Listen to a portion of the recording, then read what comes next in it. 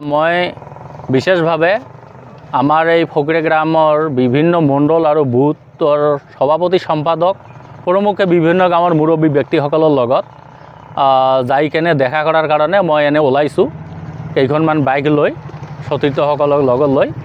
এয়া কোনো আমাৰ বাইক ৰেলীও নহয়, আমি মাথোন বুথে বুথে যাই আমাৰ সভাপতি সম্পাদকসকলৰ লগত হেণ্ডশ্বেক কৰি এনেকৈ ঘূৰি আছোঁ আজি গোটেই দিন। ঘূৰি আজি আমি এই চিঠিলা নয়াচাৰা বাজাৰত আহি পালোঁ। তো ৰাইজৰ যিখিনি মই মানে মৰম আদৰ পালোঁ, বিভিন্ন ঠাইত মোক ৰখাই মানুহে কথা পাতিছে আৰু সকলোৱে মোক আশ্বাস দিছে যে এইবাৰ কংগ্ৰেছৰ বাহিৰে আৰু বিকল্প নাই। এই সাম্প্ৰদায়িক বিজেপিক উৎখাত কৰাৰ কাৰণে একমাত্ৰ দল হৈছে কংগ্ৰেছ, গতিকে কংগ্ৰেছৰ হাত শক্তিশালী কৰিব লাগে।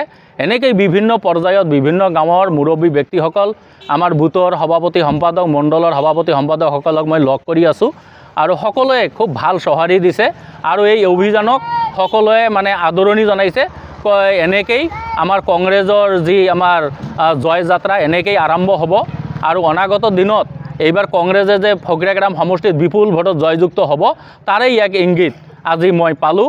আৰু এতিয়া আমি ইয়াৰ পৰা চিঠিলা বজাৰলৈকে যাম, তাৰপিছত আমি বৰজখাল, টেকৰ খাটা, এনেকৈ আমি শিঙিমাৰি, এনেকৈ মনাকচা, ফকীৰা গ্ৰাম, কোদাল ধোৱা, এনেকৈ আমি বৰুৱাপাৰা, শৰণীয়া বাজাৰ, টিলাপাৰা, সোণামৈপাৰা, ভোটগাঁও আৰু কাঠলগুৰি বজাৰলৈকে যাই কেনে ৰিটাৰ্ণত আমি চান্দাৰটাৰী কৰাইটাৰী বজাৰত আহিম। তাতে আমাৰ এটা মিটিঙো আছে, কমিটি বনোৱা এটা কিবা মিটিঙো আছে, তাতো আমি এটেণ্ড কৰিম।